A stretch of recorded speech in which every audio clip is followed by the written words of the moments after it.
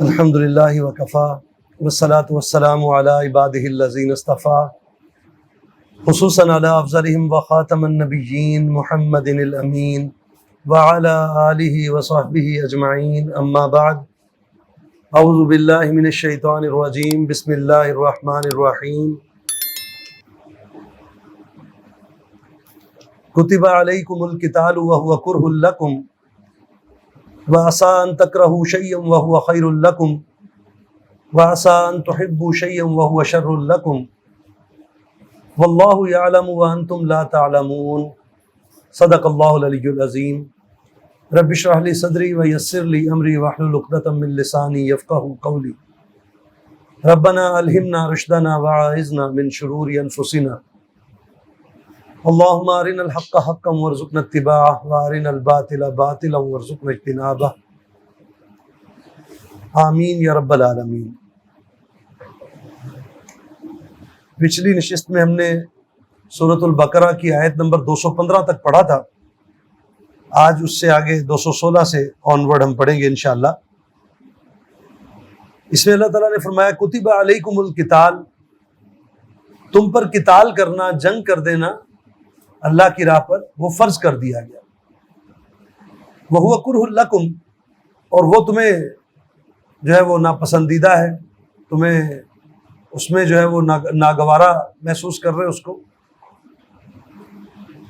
وَعَسَىٰ أَن تَكْرَهُوا شَيْئًا، اور ہو سکتا ہے کہ ایک چیز جو تمہیں ناپسند ہو، جس میں تمہیں کراہت محسوس ہوتی ہو، جو تمہیں پسند نہیں ہے، وَهُوَ خَيْرٌ لَكُمْ، اور وہی تمہارے لیے خیر ہو۔ وَعَسَىٰ أَن تُحِبُّوا شَيْئًا، اور ایسا بھی ممکن ہے کہ کوئی ایسی چیز جو تمہیں بڑی محبوب ہو، وَهُوَ شَرٌّ لَكُمْ، اور وہ تمہارے لیے شر ہو۔ وَاللَّهُ يَعْلَمُ وَأَنْتُمْ لَا تَعْلَمُونَ، اور اللہ جانتا ہے اور تم نہیں جانتے ہو۔ یہاں ایک قاعدہ بیان کر دیا گیا، یعنی پہلے تو یہ بات بیان کی گئی کہ اللہ کی راہ پر جنگ کرو، یہ تم پر فرض کر دیا گیا۔ اللہ کے دین کی سربلندی کے لیے جنگ کرنا، تن من دھن کھپانا، یہ فرض کر دیا گیا، لکھ دیا گیا۔ کتیبہ کا لفظ جب آتا ہے قرآن پاک میں تو اس کا معنی ہے کہ لکھ دیا گیا، گویا کہ فرض کر دیا گیا۔ جیسے روزے کے حوالے سے جو الفاظ آتے ہیں اس میں بھی یہی لفظ آیا ہے کہ کتبہ علیکم الصیام، کتبہ فرض کر دیے گئے تم پر، الصیام روزے۔ اسی طرح یہاں پر ہے کتبہ علیکم القتال، تم پر قتال یعنی جنگ کرنا اللہ کی راہ پر، اس کے دین کی سربلندی کے لیے، اس کے دین کو قائم کرنے کے لیے، اس کے نفاذ کے لیے جنگ کرنا وہ تم پر فرض کر دیا گیا۔ یہ بات پہلے بھی بیان کی گئی کہ دیکھیے کسی کو کلمہ پڑھانا تلوار کی زور پر جبرن وہ جائز نہیں ہے، وہ ممنوع ہے، منع ہے کہ آپ کسی کو کلمہ پڑھائیں، کسی کو مسلمان کریں جبرن تلوار کی زور سے، لیکن نفاذ شریعت، دین کا نافذ کرنا، دین کے جو احکامات ہیں، جو قوانین ہیں، ان کو نافذ کرنا، اس کے لیے جنگ کرنا، یہ فرمایا کہ فرض کر دیا گیا تم پر۔ نفاذ شریعت کے لیے تلوار اٹھائی جائے گی، کسی کو انڈیویجول حیثیت میں مسلمان کرنے کے لیے تلوار اٹھانے کی اجازت نہیں۔ آپ جانتے ہیں کہ جب بھی صحابہ نے کسی بھی علاقے کا محاصرہ کیا تو سب سے پہلے انہیں دعوت دی گئی کہ بھئی اسلام قبول کر لو، مسلمان ہو جاؤ، برابر کے ہم بھائی بھائی ہو گئے سب۔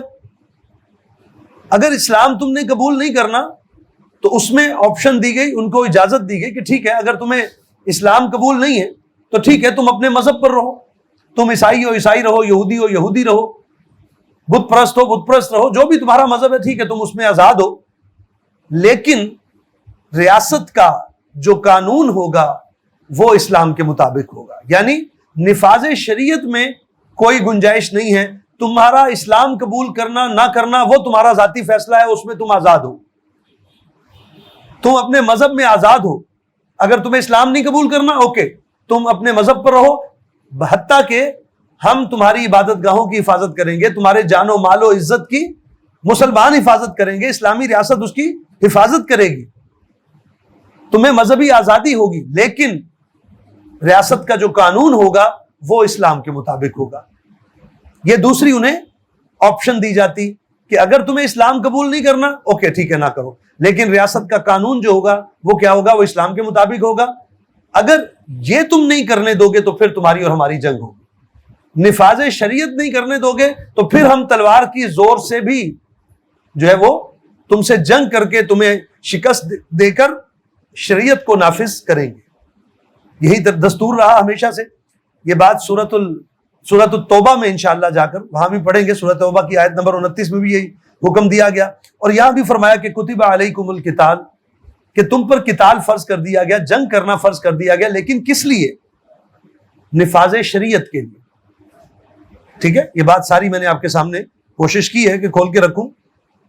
اب آگے بیان کی گئی، اب ایک قاعدہ کلیہ بیان کیا جا رہا ہے، ایک یعنی ہمیشہ ہمیشہ کے لیے، ہر انسان کے لیے ایک قاعدہ بیان کیا گیا، وَعَسَىٰ أَن تَكْرَهُوا شَيْئًا وَهُوَ خَيْرٌ لَكُمْ، کہ ہو سکتا ہے ایک چیز جو تمہیں ناپسند ہو، جس میں تمہیں یعنی طبیعت پر جبر کرنا پڑ رہا ہو، وَهُوَ خَيْرٌ لَكُمْ، اور وہی تمہارے لیے خیر ہو، اور اس کے برعکس وَعَسَىٰ أَن تُحِبُّوا شَيْئًا، اور ایک چیز جو تمہیں بڑی محبوب ہو، جس کام کے لیے تم بڑی دعائیں مانگ رہے ہو، منتیں مانگ رہے ہو، جی بڑی دعائیں کروا رہے ہو، لیکن فرمایا وَهُوَ شَرٌّ لَكُمْ، وہ تمہارے لیے شر ہو، وَاللَّهُ يَعْلَمُ وَأَنْتُمْ لَا تَعْلَمُونَ، اللہ جانتا ہے اور تم نہیں جانتے ہو کہ تم جس چیز کو مانگ رہے ہو، جس کی بڑی طلب ہے، بڑی چاہت ہے، بڑی محبت ہے، جس کے لیے بڑی دعائیں ہیں، منتیں ہیں، تمہیں کیا معلوم؟ کیا کوئی شخص گارنٹی دے سکتا ہے، دعویٰ کر سکتا ہے کہ میں جو مانگ رہا ہوں بس اگر یہ مجھے مل جائے گا تو اس میں خیر ہی خیر ہوگی؟ کوئی دعویٰ کر سکتا ہے؟ ہرگز نہیں کر سکتا۔ اور اسی طرح جو چیز ناپسند ہے، جس سے وہ کنی کترا رہا ہے، جان بچا رہا ہے، اور جس سے بھاگ رہا ہے، تمہیں کیا معلوم کہ وہی خیر ہو تمہارے لیے؟ انسان کو نہیں معلوم۔ انسان جو ہے اس دنیا کے اندر رہتے ہوئے بھی اگر آپ دیکھیں آسانیاں چاہتا ہے، تن آسانی چاہتا ہے۔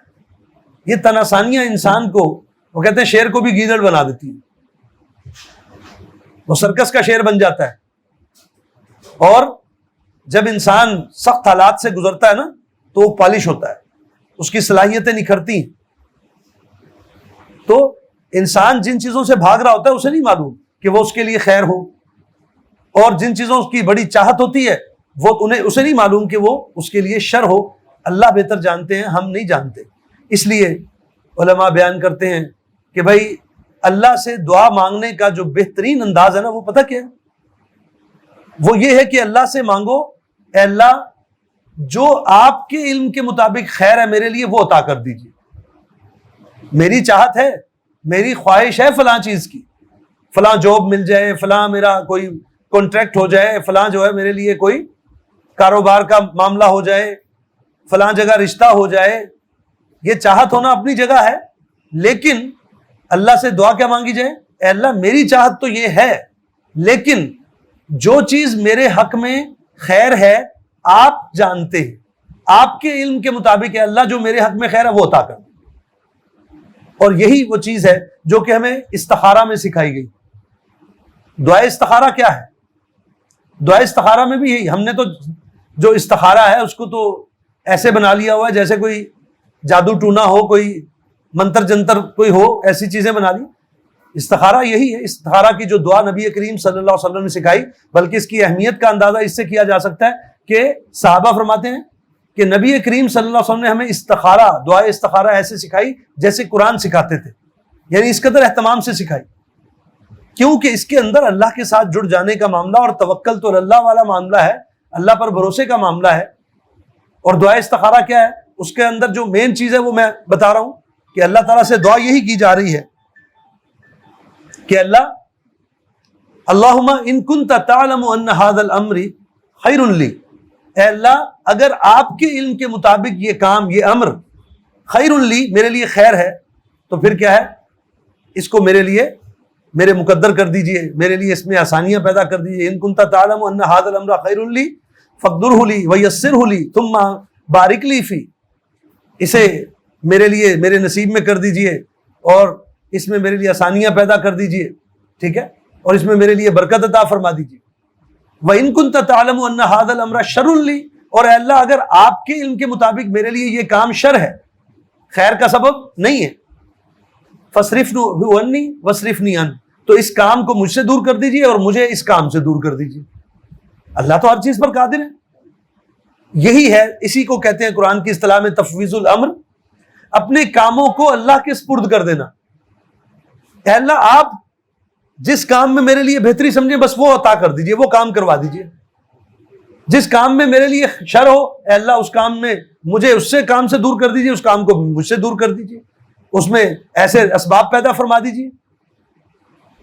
یہ اللہ پر بھروسے کا معاملہ ہے.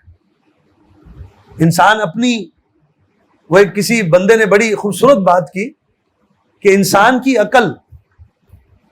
اپنی عقل لڑاتا ہے نا, اپنے حساب کتاب لگاتا ہے, اپنی تگڑم لڑاتا ہے, اپنی جمع تفریقوں پر چل رہا ہوتا ہے. تو ایک بڑے سمجھدار آدمی نے, حکیم آدمی نے یہ بات کی. اس نے کہا کہ اگر انسان کی عقل پختہ ہوتی, اگر انسانی عقل, انسانی شعور پختہ ہوتا تو دنیا میں کوئی شخص کبھی گھاٹا کھاتا نہیں نا, کبھی کوئی گھاٹے کا سودا کرتا, کوئی نقصان اٹھاتا. انسانی شعور اگر پختہ ہوتی تو اس لیے اس پر مت جاؤ, اس شعور پر, اپنے عقل پر بھروسہ مت کرو. کس پر کرو؟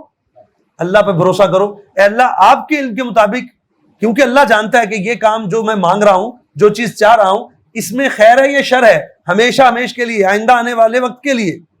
یہ کون جانتا ہے؟ صرف اللہ جانتا ہے, میں اور آپ نہیں جانتے. تو اللہ پر بھروسہ کرتے ہوئے اللہ اگر اس میں خیر ہے تو عطا کر دیجئے, اگر اس میں شر ہے تو مجھ سے دور کر دیجئے. یہی بات اس آیت میں سمجھائے گی. یہی بات میں نے آپ کو بتایا کہ دعائے استخارہ میں بھی نبی کریم صلی اللہ علیہ وسلم نے سکھائی. ٹھیک ہے جی. اور دعا استخارہ کے حوالے سے ایک بات بس ایڈ کرتا چلوں. ہمارے ہاں تو یہ ہے کہ جی استخارے بھی کوئی پیر فقیر سے کروائے جائیں گے.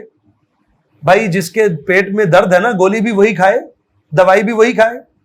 جی آپ کسی جس مرضی سے آپ استخارہ کروا لیں. معاملہ تو یہ ہے کہ جس کی ضرورت ہے, جس طلب سے, جس تڑپ سے وہ دعا مانگے گا. میرا مسئلہ ہے, میں اپنے لیے جس طرح دعا مانگوں گا, کسی کے بھی معاملہ ایسا نہیں ہو سکتا. ٹھیک ہے نا.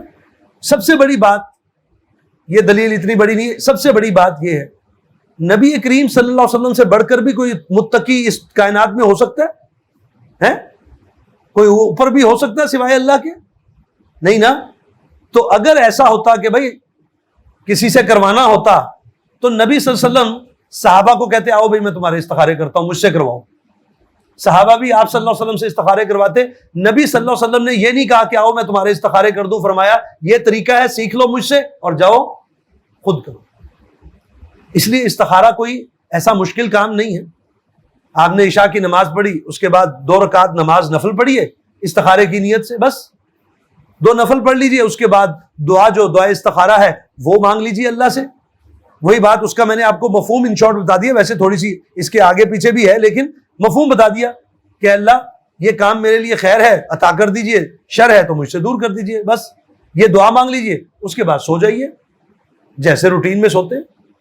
باوضو ہو کر سو جائیں بہت اچھی بات ہے, نہ باوضو بھی سوئیں تب بھی کوئی مسئلہ نہیں. اور اس کے لیے اور بہت ساری چیزیں جو ہے وہ لوازمات بتائے جاتے ہیں, وہ سنت اعمال ہیں سونے کے. کوئی کر لے تو اچھی بات ہے, نہ کرے تو استخارے پر کوئی فرق نہیں پڑتا. استخارے کے لیے بس یہ 2 چیزیں ہیں, 2 رکعت نماز نفل استخارہ کی نیت سے, اور دعا استخارہ اللہ سے مانگ لیجئے اے اللہ اگر خیر ہے تو عطا کر دیجئے, اگر خیر نہیں ہے تو مجھ سے دور کر دیجئے. اور دوسری بات یہ جو سمجھا جاتا ہے کہ جناب کوئی سفیدی نظر آئے گی, کوئی روشنی نظر آئے گی, کوئی سبزہ نظر آئے گا, کچھ نظر نہیں آئے گا. یہ آپ صلی اللہ علیہ وسلم سے باتیں ثابت نہیں. اس دعا کے اندر ایسا کچھ ہے ہی نہیں کہ اللہ مجھے کوئی اشارہ کر دیجئے, نہ. فرمایا اللہ اگر اس میں کوئی خیر ہے عطا کر دیجئے, اسباب پیدا کر دیجئے, آسانیاں پیدا فرما دیجئے, میرے مقدر کر دیجئے, پھر اس میں میرے لیے برکت عطا کر دیجئے. اور اگر اس میں خیر نہیں ہے تو اسباب ایسے پیدا کر دیجئے کہ خود بخود ہی یہ کام مجھ سے دور ہو جائے, میں اس سے دور ہو جاؤں. یہ نہیں کہا گیا کہ مجھے کوئی سبزہ دکھا دیجئے, مجھے کوئی لائٹ دکھا دیجئے.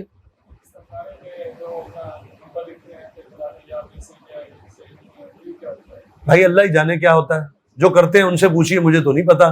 میں نے آپ کو تو مسنون عمل جو سنت میں جو نبی کریم صلی اللہ علیہ وسلم نے سکھایا وہ آپ کو بتا دیا. 2 چیزیں, 2 رکعت نماز نفل اور اس کے بعد دعا استخارہ. زبانیں نہیں یاد, دیکھ کے پڑھ لیجیے, اللہ سے مانگ لیجیے, اس کو ذرا مفہوم ذہن میں رکھتے ہوئے, اس کا ترجمہ ذہن میں رکھتے ہوئے اللہ سے دعا مانگیے.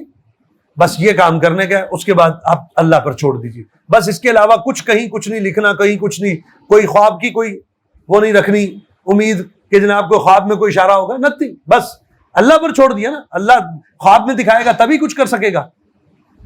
ہیں؟ بس اللہ پر چھوڑ دیجیے، اللہ سے آپ نے دعائیں مانگی ہے آپ، اور ایک دن سے زیادہ اگر ٹائم ہے تو آپ اس کو جو ہے استخارے کو جاری رکھیے، 7 دن تک جاری رکھ لیجیے. اور اگر کسی کام میں ٹائم نہیں ہے تو استخارہ جو ہے ایٹ دی اسپاٹ بھی کیا جا سکتا ہے، وہ بغیر نفل پڑھے بھی کیا جا سکتا ہے، وہ صرف یہ دعا بھی پڑھ کے جو ہے وہ کیا جا سکتا ہے. آپ کوئی چیز لینے گئے، کوئی ایسا معاملہ ہو گیا کہ اب موقع پہ آپ کو فیصلہ کرنا ہے، تو اب آپ وہاں پہ یہ تو نہیں کہیں گے کہ میں جی 2 نفل پڑھ لوں اور دعا استخارہ مانگ لوں اور 2 دن مجھے دے دیجیے. تو اس میں یہ ہے کہ آپ یہ دعا مانگ لیجیے اللہ سے، دل ہی دل میں مانگ لیجیے چاہے جی. اور اگر یہ بھی نہیں تو پھر بھی اس میں بھی آسانی ہے، یہ الفاظ تو یاد رہیں گے نا، اللہ اگر اس میں خیر ہے تو میرے لیے آسان.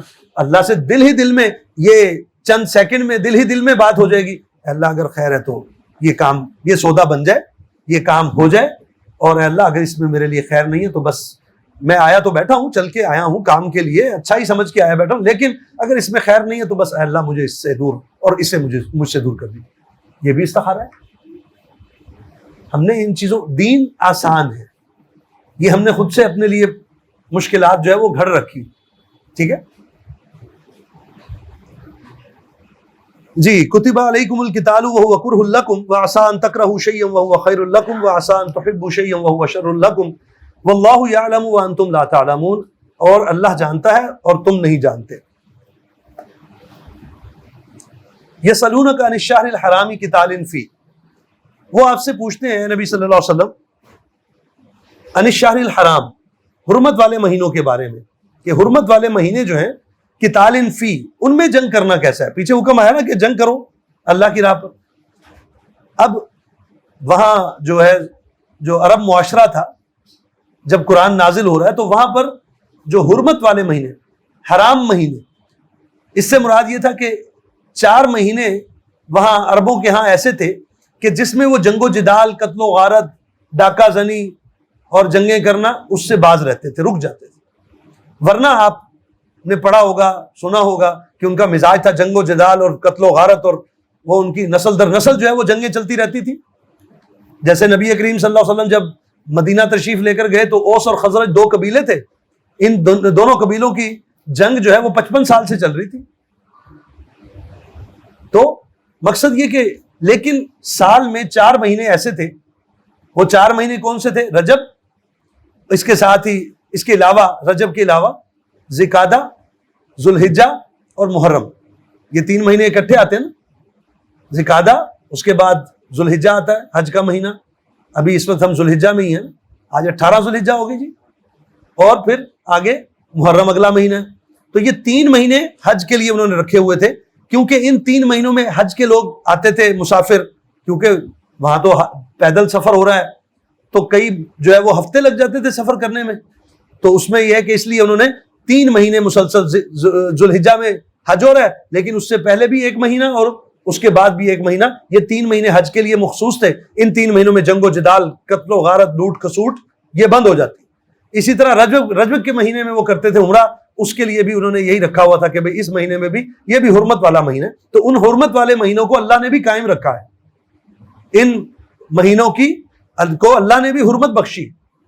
تو اب یہ کہ ان مہینوں میں جنگ کرنے کے بارے میں سوال کیا جا رہا ہے کہ یہ آپ سے، اے نبی صلی اللہ علیہ وسلم، آپ سے آ کر پوچھ رہے ہیں.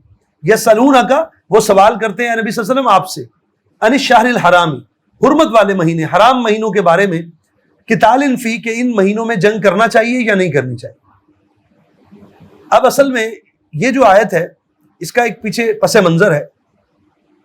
معاملہ یہ ہوا کہ پہلے تو یہ سمجھ لیجئے کہ ان حرمت والے مہینوں کا بڑا تقدس تھا، بڑی اہمیت تھی. وہ مشرکین بھی جو تھے وہاں، مشرک قبائل بھی جو تھے، وہ بھی ان کا بڑا لحاظ کرتے تھے اور اس کو بڑا نیکی کا کام سمجھا جاتا تھا کہ ان مہینوں میں جی کوئی جنگ و جدال نہیں ہوگا، یہ جو ہے کوئی کسی قسم کی لڑائی نہیں ہوگی. اور اس معاملے میں بڑے وہ محتاط تھے، بڑا اس کو نیکی کا کام سمجھا جاتا تھا. اور یقیناً نیکی کا کام ہے، اللہ نے بھی ان مہینوں کو جو ہے حرمت والے مہینوں کو جاری رکھا. تو اس لیے اب وہ مشرک جو تھے وہ بھی کیونکہ ان کی حرمت کے قائل تھے. اب ہوا یہ کہ ادھر سے مسلمانوں کے ہاتھوں نبی صلی اللہ علیہ وسلم نے ایک، یوں کہیے کہ مسلمانوں کا ایک چھوٹا سا گروہ جاسوسی کے لیے، مکے والوں کی جاسوسی کے لیے بھیجا. وہ جو مسلمان جو تھے ان کی لڑائی ہو گئی کفار کے ساتھ، اور مسلمانوں کے ہاتھوں ایک بندہ مر گیا کفار کا، اور وہ آخری تاریخ تھی رجب کی. رجب ہے حرمت والا مہینہ جی. اچھا وہ مسلمانوں کو بھی مغالطہ لگا کہ شاید آج یا کم ہو گئی رجب سے آگے، بلکہ یعنی رجب سے ہم نکل چکے، اس بنیاد پر وہ لڑائی ہوئی، اس میں بندہ مارا گیا. اب اس بات کو ایشو بنا دیا کفار نے، مشرکین نے اس بات کو خوب اچھالا کہ لو جی یہ مسلمان ویسے تو کہتے ہیں ہم اللہ والے ہیں، بڑے نیک بنتے ہیں جی، بڑی اللہ کی باتیں کرتے ہیں، لیکن ان کے حالات یہ ہیں، ان کے کرتوت یہ ہیں کہ انہوں نے حرمت والے مہینے کی لاج نہیں رکھی، اس کا لحاظ بھی نہیں کیا اور جنگ کر لی اور بندہ قتل کر دیا. یعنی ہمیں یہ کہتے ہیں کہ غلط ہو، ہم برے ہیں. مشرکین کہہ رہے تھے، اعتراض اٹھا رہے تھے، انگلی اٹھا رہے تھے اس بات پر کہ ہمیں کہتے ہیں کہ یہ غلط ہے، ہم برے صحیح، ہم تو پھر بھی ان دنوں کے ان مہینوں کی لاج رکھتے ہیں، یہ بڑے اللہ والے بنتے ہیں، بڑے نیک بنتے ہیں، انہوں نے اللہ کے ان مہینوں کی لاج نہیں رکھی. اس لیے اس پر یہ سوال کیا جا رہا ہے کہ یسألونک عن الشہر الحرام قتال فی، وہ آپ سے سوال کرتے ہیں، نبی صلی اللہ علیہ وسلم آ کر مشرکین سوال کر رہے ہیں نبی صلی اللہ علیہ وسلم سے کہ ان مہینوں میں جنگ کرنا کیسے. اصلاً تو یہ گویا کہ مسلمانوں پر اعتراض اٹھا رہے ہیں کہ جی ان مہینوں میں مسلمانوں نے جو قتل کر دیا، ذرا اس پر آپ خود ہی اب تبصرہ کر دیجئے. یہ بات سمجھانے کے لیے میں ایک مثال دیا کرتا ہوں. جیسے آج میڈیا کے ہتھے کوئی کسی داڑھی والے اور کسی دیندار طبقے کے کسی شخص کی کوئی بات ہتھے آ نہ جائے، کوئی اس کا کوئی غلطی میڈیا کے ہتھے چڑھ نہ جائے، تو پھر کیا ہوتا ہے؟ خود تو جتنا مرضی وہ لچر پنا پھیلا رہے ہیں، بے حیائی پھیلا رہے ہیں، جو چاہے وہ بلیک میلنگز کر رہے ہیں، جو مرضی خرابیاں کر رہے ہیں، لیکن کہیں کسی دیندار طبقے کی کوئی بات ہتھے چڑھ جائے تو پھر کیا ہوتا ہے؟ اس کا کیسے شور و غوغا مچایا جاتا ہے، کیسے دہائی پیٹی جاتی ہے، کیسے پھر جو ہے وہ اسلام پر اور دین داروں پر، اور پھر کہا جاتا ہے جی یہ دین کے ٹھیکے دار ہی ذرا بتائیں، علماء کو آن لائن لیا جاتا ہے جی ذرا آپ ہی تبصرہ کیجئے، یہ جو کام ہوا ہے اس پر. یہ وہی کیفیت ہے کہ اب وہ مسلمانوں کی بات ہتھے آ گئی، اس کو خوب اچھالا جا رہا ہے، اس پر خوب شور مچایا جا رہا ہے کہ لو جی دیکھو جی انہوں نے حرمت والے مہینوں کی لاج نہیں رکھی، اس کا لحاظ نہیں کیا. تو آ کر پوچھ بھی کس سے رہی ہے؟ نبی صلی اللہ علیہ وسلم سے. جی آپ ہی بتا دیجئے یہ جو آپ کے لوگوں نے کیا کام، بندہ قتل کر دیا رجب کے مہینے میں، کیا یہ درست تھا؟ تو اس پر اب اللہ تعالیٰ جواب دے رہے کہ اے نبی صلی اللہ علیہ وسلم یہ آپ سے آ کر پوچھ رہے ہیں نا مشرکین، تو ان سے کہیے کل، اے نبی صلی اللہ علیہ وسلم فرما دیجئے ان سے، ان کو جواب دیجئے قتال فیہ کبیر، کہ ہاں بھائی بات تمہاری صحیح ہے کہ حرمت والے مہینوں میں قتال کرنا، جنگ کرنا واقعی بہت بری بات ہے. فیہ کبیر، بڑا گناہ ہے، بری بات ہے. تم صحیح کہہ رہے ہو بھائی ایک بات تو کہ مسلمانوں نے غلط کیا، لیکن وصد عن سبیل اللہ، لوگوں کو اللہ کے راستے سے روکنا، اب یہ اصلاً جرم گنوائے جا رہے ہیں کن کے؟ مشرکین کے، کہ تم آئے ہو بڑے یعنی مسلمانوں پر اعتراض کرنے والے، ذرا اپنے گریبان میں تو جھانک کر دیکھو، اپنے کرتوت تو دیکھو. وصد عن سبیل اللہ، اور اللہ کے راستے سے لوگوں کو روکنا، یہ کام کیسا ہے؟ تمہیں یہ تو نظر آ گیا کہ مسلمانوں نے بندہ قتل کر دیا، وہ تو مغالطے میں ہو گیا، بات غلط ہے، نہیں ہونا چاہیے تھا، لیکن بات کرنے والا تو دیکھے کون کر رہا ہے، کون اعتراض اٹھا رہا ہے. اپنے گریبان میں تو جھانکو. وصد عن سبیل اللہ وکفر بھی، اللہ کے راستے سے روکنا لوگوں کو، یہ کام کیسا ہے؟ اللہ کا کفر کرنا، یہ کیسا ہے؟ والمسجد الحرام، اور مسجد الحرام سے لوگوں کو روکنا نماز پڑھنے سے.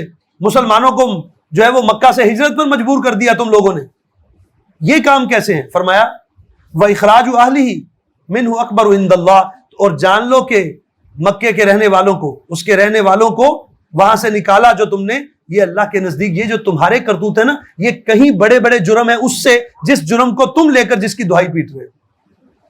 تمہیں مسلمانوں کا تو ایک جرم نظر آ گیا، اپنے کرتوت نہیں نظر آ رہے. اور آج وہی معاملہ ہے، یہی جواب ہے کہ آج میڈیا یا سیکولر طبقہ یا لبرل طبقہ وہ دینداروں پر تو انگلی اٹھائے. ہم یہ نہیں کہتے کہ دینداروں کو کوئی اجازت ہے کہ وہ الٹے سیدھے کام کریں, کوئی بھی غلط کام کرے تو اس کی اجازت ہے؟ نہیں, اس کی بھی مذمت کی جائے گی, وہ بھی غلط ہے. جو بھی غلط کام کرے گا غلط تو غلط ہی رہے گا. لیکن ذرا اعتراض اٹھانے والے اور اس معاملے کو اچھالنے والے اور اس کے پیچھے بھی ان کے مقاصد ہوتے ہیں. یہ قرآن پاک کا ایک مستقل مضمون ہے, ایک مستقل عنوان ہے کہ یہ جو لوگوں کو راستے سے, اللہ کے راستے سے روکتے ہیں, ان کا ایک حربہ یہ بھی ہے کہ وہ اہل ایمان کے عیبوں کو اچھالتے ہیں. اہل ایمان کے عیبوں کو اچھالنے کا مقصد کیا ہوتا ہے اصلاً؟ لوگوں کو اللہ کے راستے سے روکنا. مثال دیتا ہوں, کسی داڑھی والے کی کوئی کمی کوتاہی پکڑ کر اچھالنا. میں پھر وہی کہہ رہا ہوں, داڑھی والے کو کوئی استثناء حاصل نہیں ہے. اس کی غلطی کا مطلب یہ نہیں ہے کہ وہ غلطی کر رہی ہے تو اس کو اجازت ہے یا اس کو کوئی چھوٹ ملے گی. نہیں, وہ اپنی جگہ غلط ہے, لیکن اس کو اچھالنا, اس کی اس قدر تشہیر کرنا, اس پر شور و غوغا مچانا, اس کے پیچھے مقصد کیا ہے؟ اس کی مثال میں اس مثال سے سمجھا رہا ہوں. وہ داڑھی والوں کو ہائی لائٹ کر کے کسی داڑھی والے کی غلطی کو اچھالنا, اس کا مقصد کیا ہوتا ہے؟ دوسرے لوگوں کو داڑھی سے متنفر کر رہے ہیں آپ کہ لو جی اس کا تو داڑھی, اس نے تو داڑھی کا بھی لحاظ نہیں کیا, کیا فائدہ جی ایسی داڑھی کا؟ یہ باتیں کی جاتی ہیں نا. کیا فائدہ جی ایسی نمازوں کا, کیا فائدہ جی ایسی داڑھیوں کا, کیا فائدہ جی ایسے حاجیوں کا؟ تم اصلاً اس کا مطلب کہ یہ کہنا چاہ رہے ہو مت پڑھو نمازیں, مت رکھو داڑھی, مت کرو حج عمرے, کوئی فائدہ نہیں ہے جی. دیکھ لو جی یہ سب کچھ کر کے بھی یہی کچھ کر رہے ہیں. میں پھر وہی کہہ رہا ہوں, وہ غلط کر رہا ہے, اس کو تو اس کی سزا ملے گی, لیکن اس انداز سے کسی دیندار, کسی داڑھی والا, کسی نمازی, کسی ایسے شخص کی بات کو اس انداز سے پیش کرنا لوگوں کے سامنے, اس کا مقصد ہوتا ہے دوسروں کو بھی اس راستے سے روکنا. یہ اللہ تعالیٰ, میں نے آپ کو بتایا قرآن پاک کا مستقل یہ عنوان ہے کہ اس کے تحت کہ یہ جو لوگوں کے اہل ایمان کے عیبوں کو اچھالتے ہیں, یہ اس کے ذریعے سے اصلاً دوسرے لوگوں کو اللہ کے راستے سے روک رہے ہیں, متنفر کر رہے ہیں دین سے. تو اس لیے فرمایا کہ یہ جو مسلمانوں پر انگلی اٹھا رہے ہیں, ذرا اپنے گریبان میں تو جھانکیں, اپنے کرتوت تو دیکھیں. اور آگے فرمایا والفتنۃ اکبر من القتل, اور جان لو کہ فتنہ قتل سے بھی بڑی شے ہے. اچھا یہ فتنہ کیا ہے؟ پیچھے بات جو ہے ساری جو چل رہی ہے, ابھی ہم نے آج جو آیت پڑھی پہلی آیت, اس میں بھی کیا فرمایا؟ کتب علیکم القتال, تم پر جنگ فرض کر دی گئی. کس لیے؟ میں نے شروع میں بتایا, جنگ کس لیے ہوگی؟ لوگوں کو کلمہ پڑھانے کے لیے؟ ہرگز نہیں, اس کی تو اجازت ہی نہیں. پھر کس لیے؟ نفاذ شریعت کے لیے. ٹھیک ہے. فتنہ یہاں پر مفسرین نے, علماء نے جو لکھا والفتنۃ اکبر من القتل, فتنہ کہیں بڑی خرابی ہے, کہیں بڑی برائی ہے قتل سے بھی. قتل تو کچھ بھی نہیں. فتنہ کیا ہے؟ فتنہ پہلے سمجھنا ہوگا کہ جس کو کہا جا رہا ہے کہ فتنہ بہت بڑی برائی ہے قتل سے بھی. فتنہ سے مراد ہر وہ چیز, ہر وہ کام, ہر وہ قانون, ہر وہ معاشرہ, ہر وہ چیز جو اللہ اور بندے کے درمیان رکاوٹ بن جائے, جو لوگوں کو اللہ کے راستے سے روکے, جو لوگوں کو اللہ کے راستے سے روکے, وہ کیا ہے؟ فتنہ ہے. اور فتنہ, سب سے بڑا فتنہ جو ہے وہ نظام باطل ہوتا ہے. جیسے اقبال نے کہا نا, علامہ اقبال نے, باطل کے اقتدار میں تقویٰ کی آرزو. باطل کا اقتدار ہو یعنی نظام باطل کا ہو, ریاست کی سطح پر اجتماعی نظام وہ باطل کا ہو, شیطانی نظام ہو, اور تم سمجھ رہے ہو کہ تقویٰ آ جائے گا. نہیں آئے گا. اقبال کہتے ہیں کہ باطل کے اقتدار میں تقویٰ کی آرزو, کتنا حسین فریب ہے جو کھا رہے ہیں ہم. آج نمازیں, روزے, مسجدیں, سب کچھ ہیں. نظام کس کا ہے؟ نظام باطل ہے. بے حیائی پر مبنی معاشرت, سود پر مبنی معیشت, اور سیاسی قانون, سیاست ساری کی ساری غیر اللہ کی حاکمیت پر مبنی. تو یہ سب نظام جب باطل کا ہوگا تو پھر نیچے نمازیں روزے بھی نہیں رہیں گی, ختم ہو گئی نا. باطل کے اقتدار میں تقویٰ نہیں آ سکتا. اس لیے اس فتنے کو, یہ جو تقویٰ ختم کرنے والی چیز ہے وہ نظام باطل ہے, اس کو ختم کر کے اللہ کا نظام, شریعت محمدی, اس کو نافذ کرنا وہ لازم ہے. اس لیے فرمایا کہ اللہ کے دین کو نافذ کرنے کی راہ میں یہ مت سوچو کہ قتال ہوگا, جانیں دینی پڑیں گی اور جانیں لینی بھی پڑیں گی. یہ راہ تو ہے ہی ایسی. دیکھیے وہ نیٹو کی سنتے ہیں فوجیں، اور جی اقوام متحدہ کی فوجیں اتر گئیں جی فلاں علاقے میں، کس لیے جی؟ امن فوج. وہ کہتے ہیں وار فار پیس، وار جنگ کس لیے؟ فار پیس، امن کے لیے. امن فوجیں جی اتر گئیں. اللہ کے بندوں کی جو جنگ ہوگی اگر وہ واقعتاً صرف نفاذ شریعت کے لیے، حکومت کے حصول کے لیے نہیں، مال و دولت کے حصول کے لیے نہیں، اگر واقعتاً اللہ کے بندوں کی جنگ نفاذ شریعت کے لیے ہوگی تو یہ وار فار پیس ہے، یہ واقعتاً امن فوج ہے. کیونکہ نظام مصطفیٰ آئے گا تو ہی امن آئے گا زندگی میں. آج دنیا میں جو بھی خرابی ہے، دنیا کی بات کر رہا ہوں پوری، اس کا سبب کیا ہے؟ وہ یہ ہے کہ آج رحمت للعالمین صلی اللہ علیہ وسلم کا دین نافذ نہیں ہے. آپ کی شریعت نافذ کہیں بھی نہیں ہے، پوری دنیا میں نہیں. آج جو کچھ بھی آپ اگر معاشی میدان میں لے لیں، معیشت میں جو بھی خرابیاں ہیں، جو بھی غربت ہے، لوگ خودکشیاں کر رہے ہیں، بھوکوں مر رہے ہیں، عزتیں بیچ رہے ہیں، جو مہنگائی ہے، اسی طرح جو بھی آپ کہہ لیں بے روزگاری ہے، جتنی بھی خرابیاں ہیں، اس سب کی جڑ ایک ہے اور وہ ہے سود. سود ختم کیجئے، یہ سب کچھ ختم ہو جائے. اور سود کا الٹرنیٹو کیا ہے؟ پھر سود کا الٹرنیٹو کوئی نہیں، اس کا علاج یہی ہے کہ اللہ کے دین کے مطابق جو معاشی قوانین ہیں ان کو لاگو کیا جائے، سود کو ختم کیا جائے. ٹھیک ہے، یہ ایک مثال دیا آپ کو. تو اس لیے فرمایا والفتنۃ اکبر من القتل، یہ نظام باطل جو ہے یہ فتنہ ہے اور یہ سب سے بڑی برائی ہے اور یہ قتل سے بھی بڑی برائی ہے. اس لیے اللہ کے دین کو نافذ کرنے کے لیے، شریعت کو نافذ کرنے کے لیے یہ مت سوچو کہ اس راستے پر وہی بات کہ تلوار اٹھانی پڑے گی، جنگ کرنی پڑے گی، قتال کرنا پڑے گا، جانیں دینی بھی پڑیں گی، لینی بھی پڑیں گی. اس راستے کی یہ چیزیں انڈرسٹوڈ ہیں، طے ہیں، یہ ہوگا. نبی صلی اللہ علیہ وسلم نے تلوار اٹھائی، آپ صلی اللہ علیہ وسلم رحمت للعالمین ہیں. اگر یہ دین نافذ کرنے کے لیے تلوار اٹھانے کی اجازت نہ ہوتی اور کوئی اور رستہ ہوتا تو پھر آپ صلی اللہ علیہ وسلم تلوار اٹھاتے؟ کبھی بھی نہ اٹھاتے.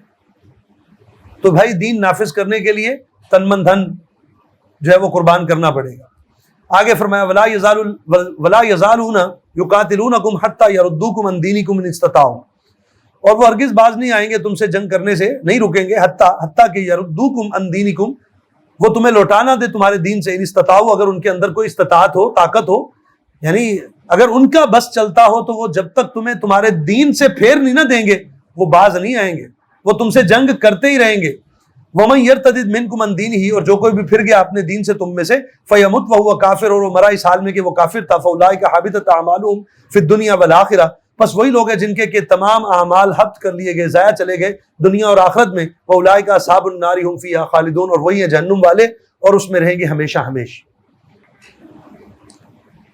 انشاءاللہ جی باقی اگلے ہفتے پڑھیں گے. وآخر دعوانا الحمد للہ رب العالمین. جزاکم اللہ خیر.